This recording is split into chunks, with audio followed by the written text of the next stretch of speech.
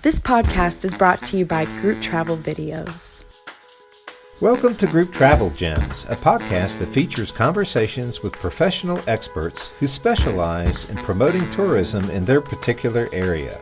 So if you're looking to fill your itineraries with once-in-a-lifetime experiences from local experts, then stay tuned for an information-packed podcast. Hello and welcome to the Group Travel Gems podcast, where we'll be unearthing some of the hidden gems that may be worth exploring for your next travel itinerary. In today's episode, we'll be talking with Matthew Cope, who is a domestic group tour sales manager for the State Office of Tourism for Louisiana. Thanks for coming on the show, Matthew. Why don't you introduce yourself to the listeners and tell them a little bit about what you do? Sure. I am the domestic group tour sales manager for the State Office of Tourism in Louisiana. And what I do for the state primarily is work with tour operators to get them to bring groups to our state. I attend industry trade shows like CITA, USTOA, NTA, STS Domestic Showcase. There I have appointments with tour operators. I tell them about all the great things to do and see in our state. I also conduct familiarization tours where I act as a tour guide to tour operators. We actually hosted Travel South Domestic Showcase this past March in Baton Rouge, and I designed the 3 tours that had operators fanned out all over South and Central Louisiana. We also have a FAM tour planned for April of 2021 that will cover an area called No Man's Land in the western part of the state. What are some typical traditional or standard reasons that people travel to Louisiana? I think one of the primary reasons folks visit Louisiana is the mix of cultures, which is reflected in most aspects of life here. One example is our food culture. It includes Cajun and Creole food in the South. There's the German coast and the river parishes close to New Orleans where we get andouille sausage. In fact, Louisiana's river parishes, the CVB, just launched an andouille trail in that region. Also, the regions around Lafayette and Lake Charles both have boudin sausage trails. And then in North Louisiana, where I'm originally from, we have more of a soul food tradition. Fried chicken, greens, cornbread, those things were always on the table at Sunday dinners when I was growing up. Another mix of the cultures is reflected in our music. We have New Orleans jazz, we have swamp pop, Delta blues, Cajun and Zydeco music. So I feel like people like to visit Louisiana to learn more about these cultures and how they interact. Yeah, no, that's excellent. And what are some things that people don't really know about Louisiana that have, never been there? Would you say that are some hidden gems of the state? Oh gosh, we've got a few. I think probably one that's really not known enough is Poverty Point, which was named a UNESCO World Heritage Site in 2014. It's a collection of 3,500-year-old earthen mounds that are remnants of an ancient city. It's located about an hour east of Monroe in northeast Louisiana. It's a former trading hub, an engineering marvel. Centuries ago, when Stonehenge was being built, American Indians were building monuments in North Louisiana. There's also a 2.7-mile loop trail that's good for all skill levels, and it's primarily used for hiking and bird watching. So you can learn some history while enjoying the great outdoors. Another kind of hidden gem are our Louisiana trails and byways. Many of the best stories can be found on these paths less taken. You can break away from the highway and take a road trip down one of Louisiana's 19 scenic byways. We've got historic treasures and music, country kitchens, coastal wetlands, teeming with wildlife. Each drive offers you an authentic taste of Louisiana food, music, culture, and our natural beauty. One great example is the Zydeco Cajun Prairie Byway that winds through more than a dozen charming small towns. It'll take you to the Cajun music capital of the world in Mamou, where Saturday morning concerts have been going strong at Fred's Lounge since 1946. You can also learn about the tunes of the prairie at the Louisiana Swamp Pop Museum in Ville Platte, or you can visit Opelousas, which is birthplace to the king of Zydeco, Clifton Chenier. Another favorite of mine that launched in the past year or so is learning to cook like a Cajun with Spuddy Fauché and his highly praised Cajun cooking experience in Vacherie, which is more in the plantation country area, kind of halfway between Oak Alley and Laura plantations. Spuddy teaches visitors how to make classic Cajun dishes such as jambalaya, gumbo, as well as smoked andouille. And Spuddy is a character. He mixes in a little humor and history. He's done demos for large groups, and he can do hands-on demos for groups of 10 or less. I actually had the privilege of participating in one of the smaller group meetings with a journalist from the Atlanta Journal-Constitution, and we literally gloved up, fed pork through a grinder. He took us to the smokehouse, showed us how the andouille is actually smoked, and then we made gumbo and jambalaya, and then best of all, we got to eat what we made. So I'd say those are some of the hidden gems. There's so many, but those are probably my top three. Oh, that's really cool. Yeah, because I've never been to Louisiana, but I've always been interested into it. And forgive my ignorance, but other than Mardi Gras, I would have had no idea what else to do other than to go visit down there. No, that's fantastic. Oh yeah, there's all manner of things to do.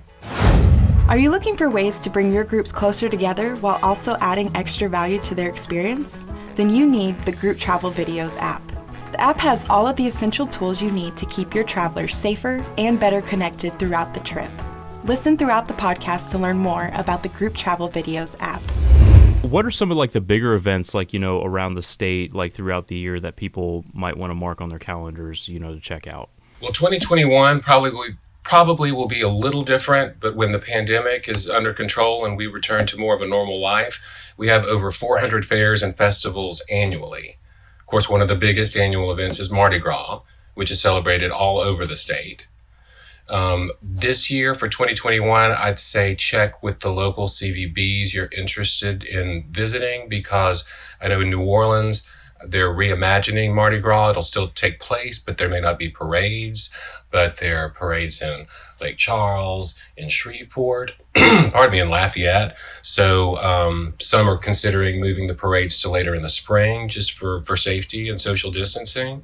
But in addition, we've got Jazz Fest in New Orleans. That's always the last weekend in April and first weekend in May, and it features artists from around the globe.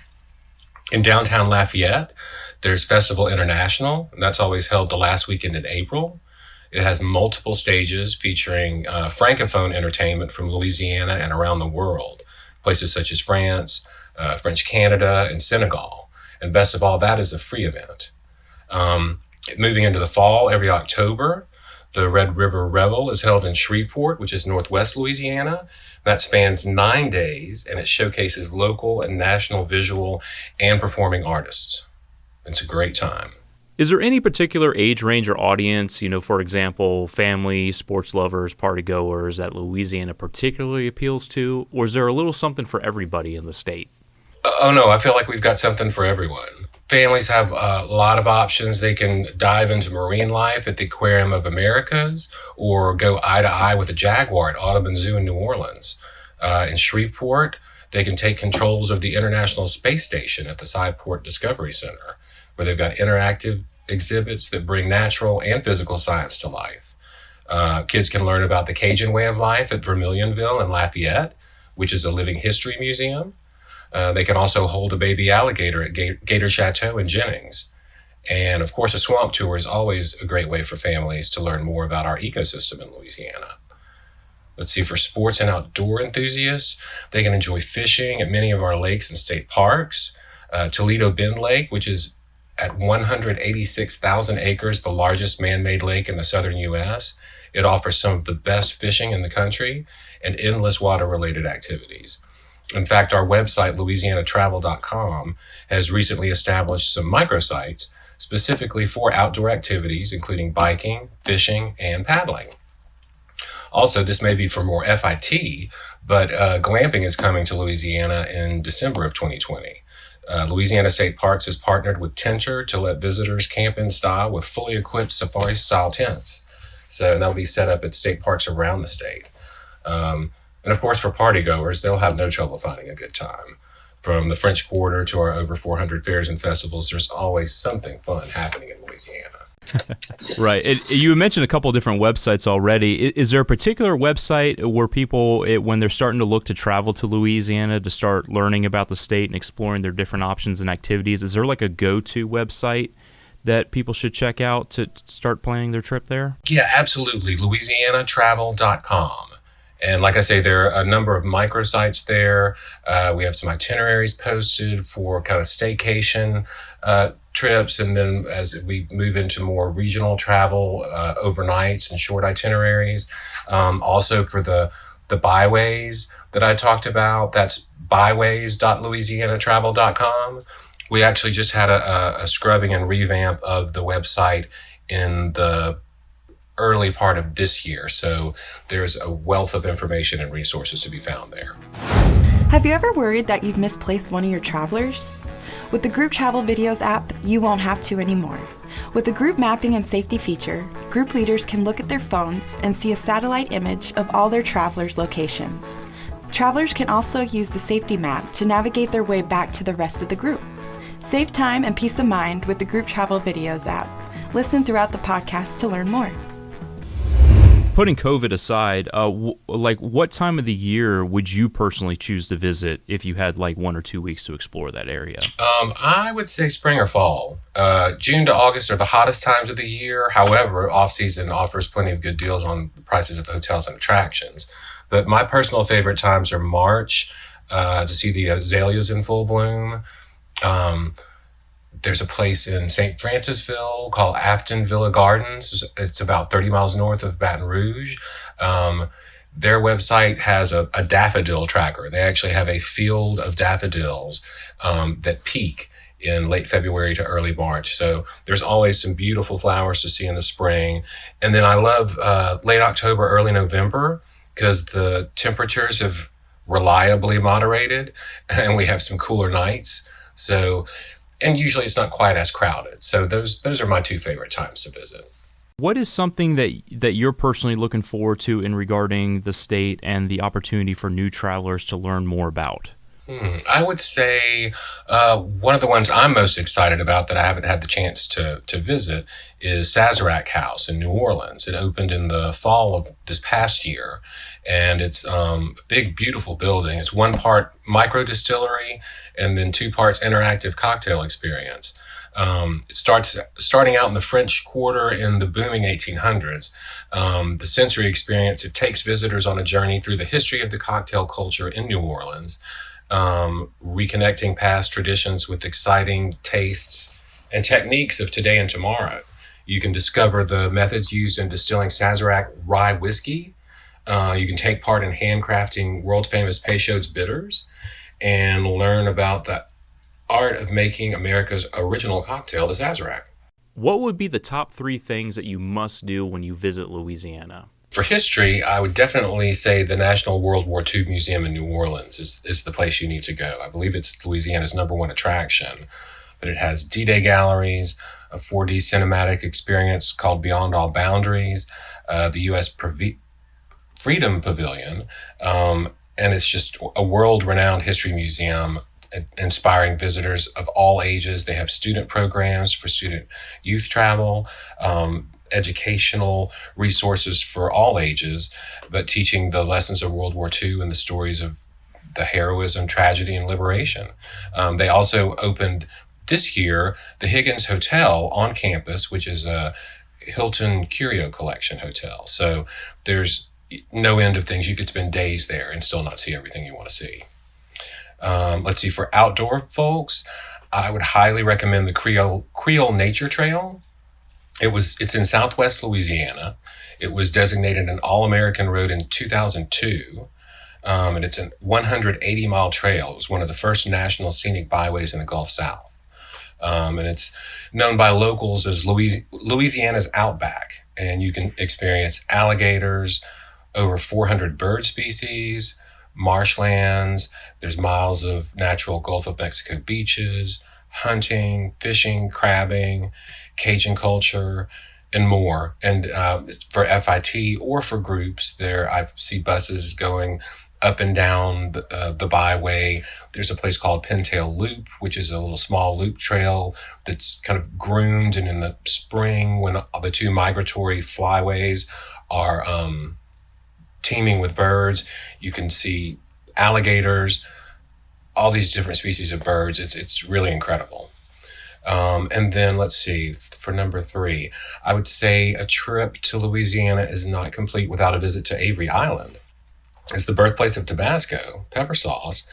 It's been owned for over 180 years by 3 interrelated families. And it's called an island, just like Jefferson Island is called an island, but technically they're salt domes that just rise. So it occupies about 2,200 acres, and it sits atop of a dome of solid rock that's thought to be deeper than Mount Everest is tall. So there you can visit the Tabasco Brand Factory Tour and Museum, which was revamped in 2018 with interactive exhibits. There's the Tabasco Country Store. There's Restaurant 1868. And then throughout, skirting all around this area are Jungle Gardens, which has Bird City, which is a rookery that hosts thousands of snowy egrets. So the last time I was there, I was able to see, alligators, egrets, a couple of snakes, a little bit of everything. Group communication is essential when managing large groups of people.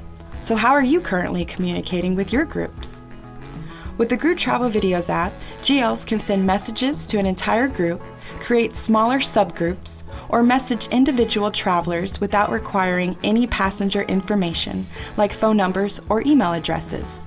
It only takes seconds to set up and is an easy way to manage your group communications. Listen throughout the podcast to learn more. Is there anything on the horizon for the state that you're really looking forward to in the future? Actually, I'm really looking forward to the launch of the Louisiana Civil Rights Trails. We had a preview of the website a month or 2 ago, and that should be launching in late winter or early spring. And signage will start to go up in the near future. One of the big factors about the Louisiana Civil Rights Trail is that it's focused on not just sites, but stories. Over the past 2 years, individual interviews were completed with people that lived the civil rights movement here in Louisiana, and it revealed some emotional stories, of course, and compelling leaders of the movement. And the trail is designed to tell those stories in the words of those that lived them. Additionally, there are some historic moments that shaped history captured by the trail that many don't know, such as the Baton Rouge boycott, which is actually the first bus boycott and inspired the other more well-known boycotts throughout the South. So there are some unexpected tales to learn, and we look forward to sharing them. Is there anything else that you would like the listeners to know about traveling to Louisiana? I'd just say plan on meeting some interesting people. Louisiana hospitality means you rarely meet a stranger, and if you do, you won't be strangers for long. We're always ready to embrace travelers, and we've got an abundance of good food, good music, and good times, and we just invite you to feed your soul in Louisiana. I've always kind of been interested in visiting the area. And me and my wife, we're in our mid-30s. We're not real big into like the party scene or anything like that. But we like the food, we like the music. What was some things that you would suggest that we would go check out if we plan a trip down there? Oh gosh, like in New Orleans, there are, in addition to the World War II Museum, there are a number of museums in the city. There's the Historic New Orleans Collection in the French Quarter, which just launched some educational galleries in the last year. It's interactive exhibits. They have some rotating exhibits.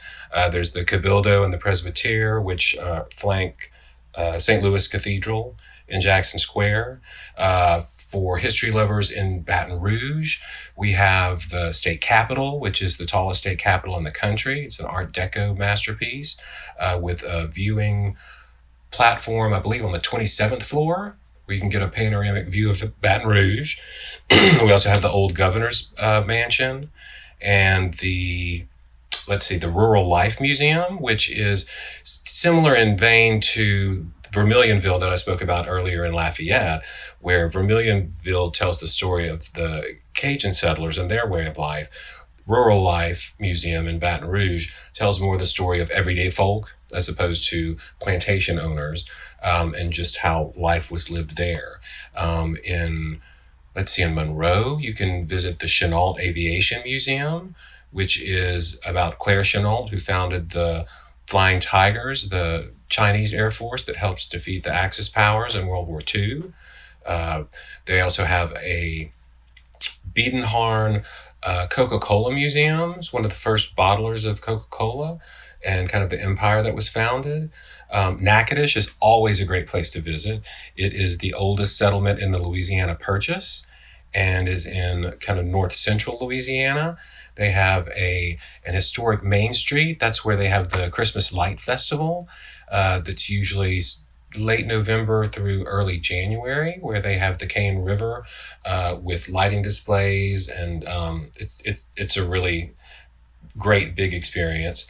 In Shreveport, we have the national headquarters of the American Rose Society. They're currently undergoing a 5-year master plan to renovate the gardens, but they're still available for viewing. Alexandria is very interesting with military history. The maneuvers for World War II took place in central and south central Louisiana. Fort Polk was was the site of the first USO hall, and in Alexandria there's Hotel Bentley, which when all these maneuvers were going on, this was kind of the headquarters for all the generals. So Omar Bradley, Eisenhower, Patton all stayed at this hotel, which was built, I believe, in 1912. So there's Cajun country, there's Bayou country. One of the things that I really enjoyed doing this past year was going to, it's called Down the Bayou Shrimp Tours. And it's a family that have a fleet of shrimping boats, and you do kind of a technical agricultural tour. The whole process of the boats, the flash freezing of the shrimp, really fascinating. Another thing I've not done yet, but I included on one of those FAM tours that was hosted this spring, was a tour, seasonal of course, of a crawfish farm. So in south central and southwest Louisiana, where they have all the rice fields, their rice fields for a certain part of the year, and then those turn into crawfish ponds. So you actually can go, and there's a fella in waders standing in the pond, tells you about the ecology and life cycle of crawfish, and then they take you to a packing facility where you see how they're graded and sacked and distributed. So there's agricultural, there's historical, there's always going to be the French Quarter and that kind of good time, but there's so many other interesting things you can do throughout the state. Wow.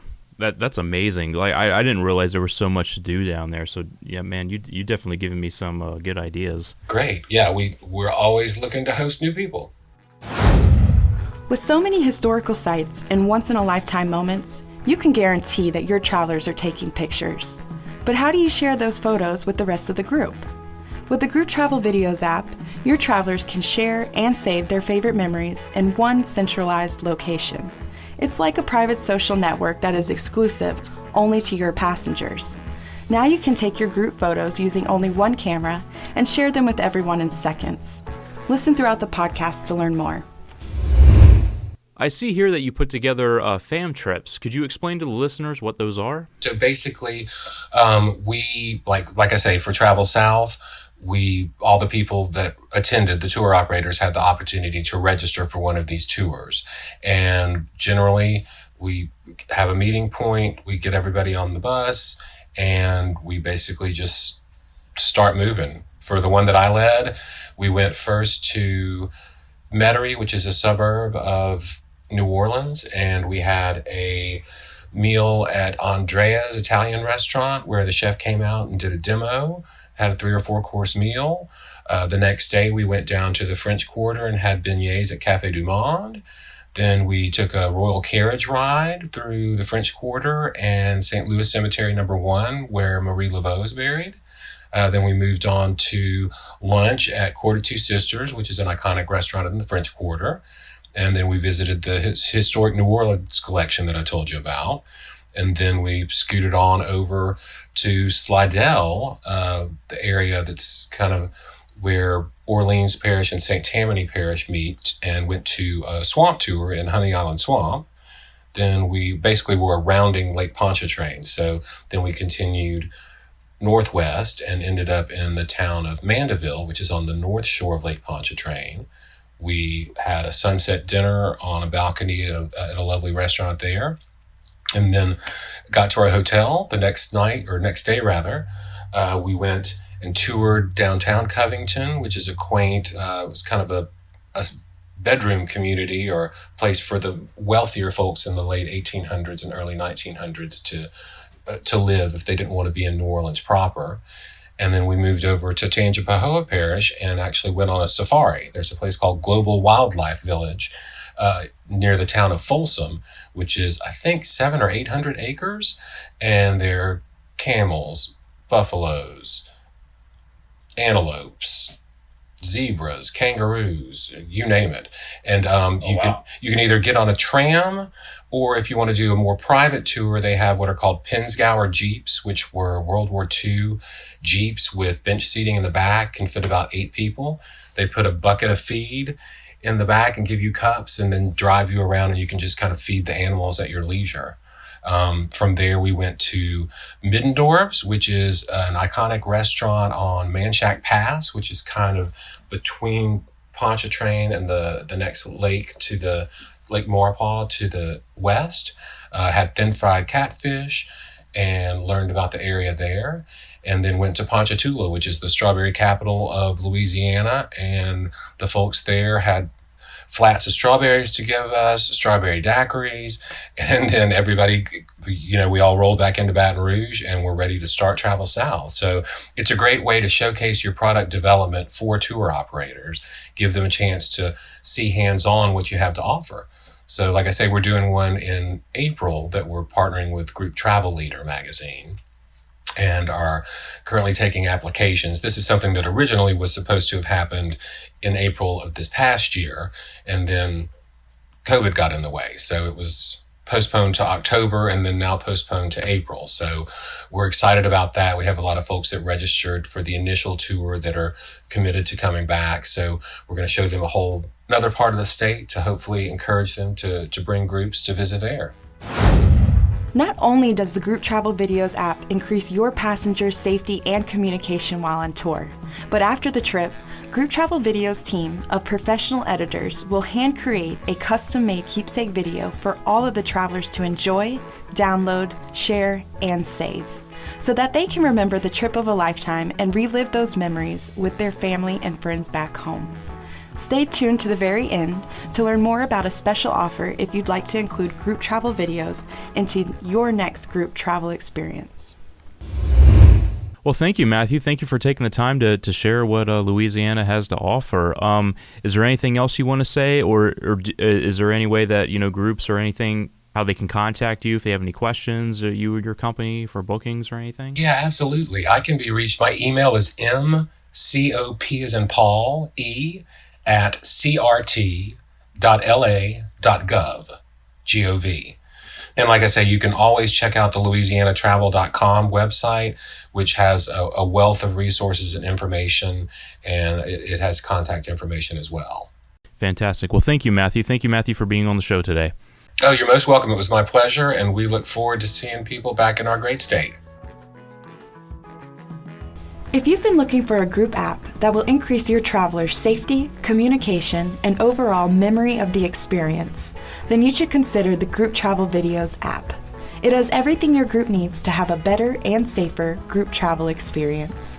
From group mapping, messaging, photo sharing, and payment integrations, it's exactly what you've been looking for in a group management app. And best of all, your travelers can utilize these safety and communication tools without requiring any phone numbers or email addresses from anyone in your group. To learn more, visit grouptravelvideos.com. Listeners to this podcast can save 30% off their first trip by entering promo code Hidden Gems at checkout. To learn more, visit grouptravelvideos.com to get started. That's grouptravelvideos.com. Thank you for listening to the Group Travel Gems podcast. Please like, share, and subscribe to the podcast so that we can continue to grow the show. You can listen to the Group Travel Gems podcast on all of your favorite podcast platforms. Links mentioned in this episode will be available in the show notes. If you would like to be a guest on the podcast, you can also send us an email located in the show notes. Thanks for listening.